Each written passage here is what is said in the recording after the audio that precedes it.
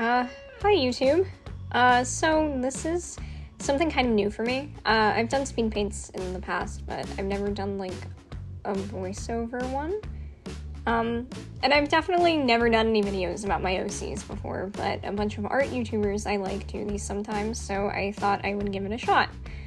My name is Maya. I'm an animation major, and this coming semester I'm going to be starting my thesis project, which is going to be getting started on an indie animated series that I will, hopefully, fully produce once I graduate. Fingers crossed, at least. But I kind of wanted to document my progress and my thoughts about the series as I go. Think of these videos as kind of an audio diary, I guess. Besides, it gives me an opportunity to ramble about the little worms in my brain. The series that I'm making these characters for is pretty heavily inspired by Narnia and other isekai genre stories. It's about a group of high schoolers that find a magical portal in the woods to an alternate fantasy world. Also, they all hate each other. Imagine if you and your high school bullies got to play out your insane escapist fantasies together. Also, it's incredibly sapphic because I can't help myself. This is the main character, Quinn. If I wanted to describe her in one word, it's angry. She was childhood best friends with the antagonist, Brooke, who will be introduced in a much later video, and they stayed friends up until a few months ago when Quinn finally realized how horribly Brooke treated her and cut her out. After leaving, Brooke and Quinn's old friend group turned on her, causing her to develop explosive anger issues and self-isolate. Now, her only friend left is her coworker at the local coffee place, Mikey. He's also friends with Brooke, but we'll get back to him in a later video. Once in Nevermoore, she starts using it as an outlet for her anger, usually pushing anyone else away. Unfortunately for her, some people aren't easily deterred. For her design, I wanted a more grungy look for her everyday wear. I went through a few design concepts before settling on this one. Most of the designs included this flannel, the gloves, the boots, the choker, the crop shirt. Her look while in Nevermoore, meanwhile, I went in knowing that I wanted her to have a very night look to her, for reasons I can't really say yet. You'll have to watch to find out. Regardless, I think the night look adds this very tough, don't mess with me, I'll kill you vibe to her. One of her other designs actually kind of reminded me of Assassin's Creed. It was totally unintentional, but it just kind of ended up looking that way. Most of these designs I collected references for from Pinterest, and a lot of the, like, night-y looking ones looked a lot like Ezio from Assassin's Creed. I went with one that didn't look quite as much like that. Actually, I opened polls on my Instagram account to decide on which design to use. I made 3 for each version of her. The one in Earth, I guess, her real-life small town, and then Nevermoore, the fantasy world that everybody goes to. And then people decided on a design, and then people decided on a color palette afterwards, and this was the one that won, kind of. I knew that I wanted Quinn's signature color to be red, because anger and symbolism with colors and stuff. But the one that people had voted on for her everyday outfit was a little too orange for me, so I changed it to be more red in tone. I hope people aren't mad that I changed it. I wanted the metaphorical curtains to be metaphorically blue. Also, I have no idea what part of the video we're at this point, so I'm abysmally bad at doing turnarounds. You're gonna see me struggle with the back a lot. I swear I'm usually better at turnarounds. I, took a class last year, for character design, and I was okay then, but for some reason these first few designs that I did, I just completely struggled with making the actual turnaround-y. I think it's because the front view is, kind of 3/4 angle. So I ended up having, trouble with the 3/4 back view as well. The two in this video are pretty rough, but I swear that they're getting better as I keep doing them, and I'm kind of reacquainting myself with what a character turnaround is supposed to look like. Hopefully by this point in the video, we are on to the next character, which is Ren. Ren is Quinn's little sister. For context, Quinn is 17, Ren is 14.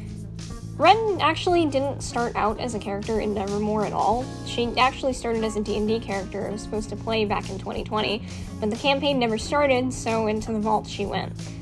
The original campaign she's from was supposed to be about a group of normal kids that, when they went to sleep, entered the D&D world and got to turn into cool orc wizards and tiefling bards. Also adults, for some reason. Ren's whole joke was that she was like a massive fantasy nerd that would be obsessed with turning into a cool fantasy hero. But when she went to sleep, all of her friends got to be these cool fantasy heroes, and she stayed exactly the same, down to still being wearing pajamas. She was supposed to be a human fighter, which is usually pretty boring, but I liked her, like, character enough that I thought it would be funny to have her still be a human fighter. After that campaign never happened, I realized that conceptually it was kind of similar to Nevermoore, so I recycled the character for my own story. It worked out surprisingly well. Ren fit in like a piece of the puzzle I didn't really know was missing. Her character in Nevermoore is relatively the same. She's a huge fantasy nerd who loves fantasy books, movies, comics, tabletop role-playing games, even LARPing. Her dream is to leave this world behind and go to a fantasy world where she can be the hero. Which is why, initially, her sister hides the existence of Nevermoore from her. Ren is the complete opposite of Quinn. While Quinn is bitter and resentful towards a lot of people, Ren is this force of pure optimism. She's inspired by characters like Luce from the Owl House or Steven from Steven Universe, just the epitome of being a children's cartoon protagonist. I really like the juxtaposition of her and her sister being this kind of gritty teen drama protagonist versus Ren being the plucky, like, children's show protagonist, which kind of combines my two, like, pieces of media that I love consuming. I love shitty teen dramas.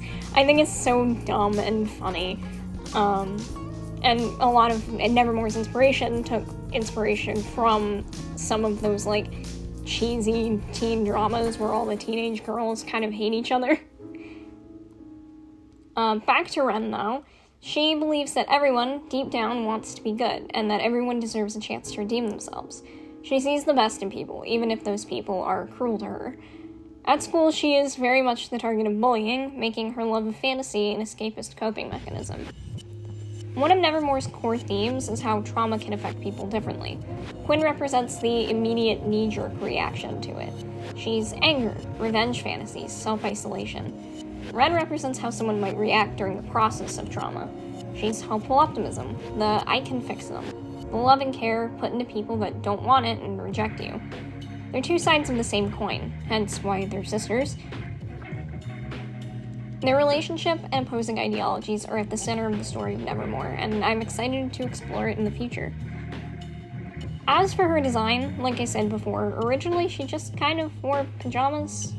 I didn't have much beyond that, because she was just supposed to be a character that primarily fell asleep and got to be cool. Kind of.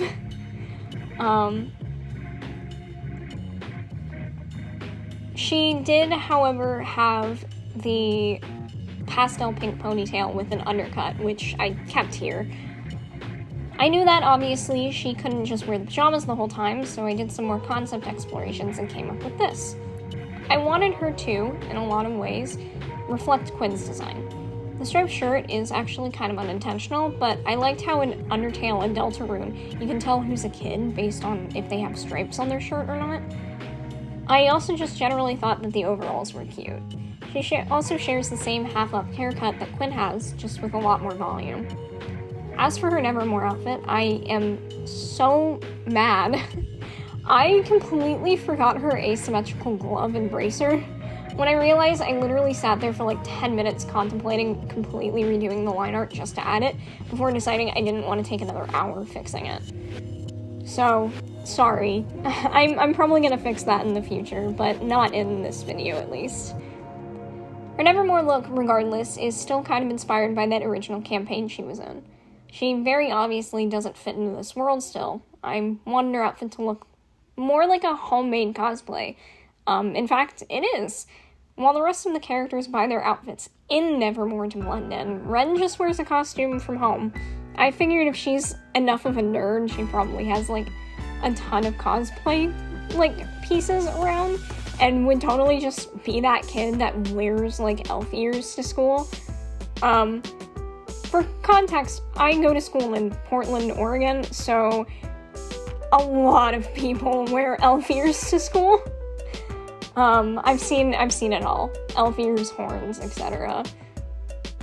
Back to talking about Ren, though. I went into, actually, a Renaissance festival right before I had designed her, so I took a lot of inspiration from the costumes I'd seen there.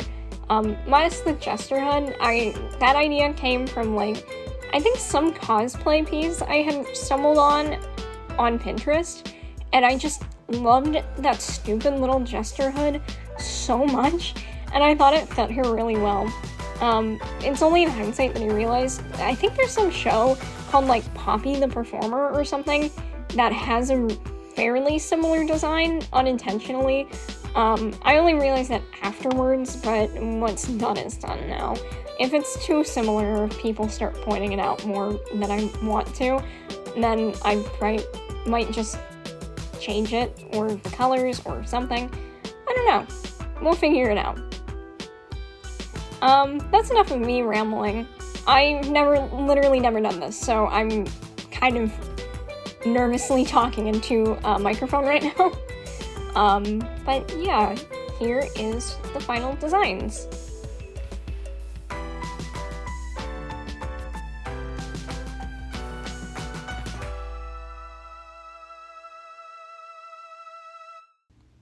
Thank you so much for watching. I'm so excited to get to talk about this story and these characters more, and get to have people follow this project as it develops. Next up, we are going to be talking about the villains of this story.